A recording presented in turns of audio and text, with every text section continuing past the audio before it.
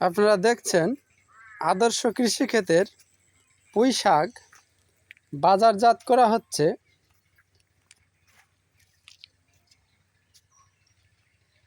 পুঁই শাকগুলি একবারে গোড়া থেকে কাটা হয়েছে।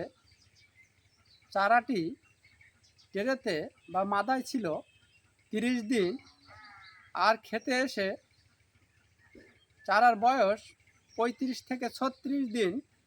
তাতে একবারে কেটে বাজারজাত করলে ল্যান্ডে আবার দ্বিতীয় ফসল রোপণ করা সম্ভব হবে। দেখেন পুঁই শাকগুলি কেমনভাবে একবারেই গোড়া থেকে কেটে বাজারজাতকরণের জন্য প্রস্তুত করা হচ্ছে।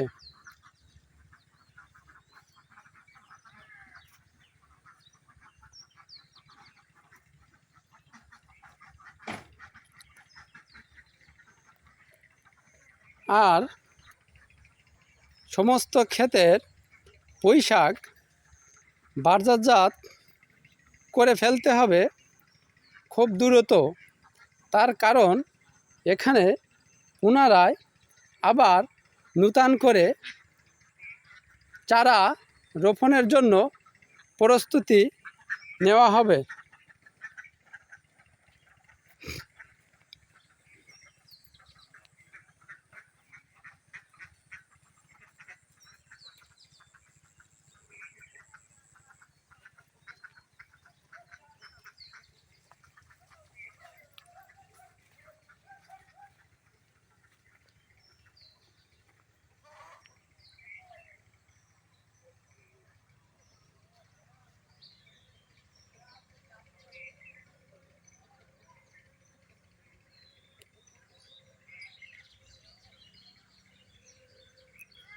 এই যে দেখছেন এই চারার বীজতলা, যেখানে নূতন আইটেমের চারা প্রস্তুত করা হচ্ছে।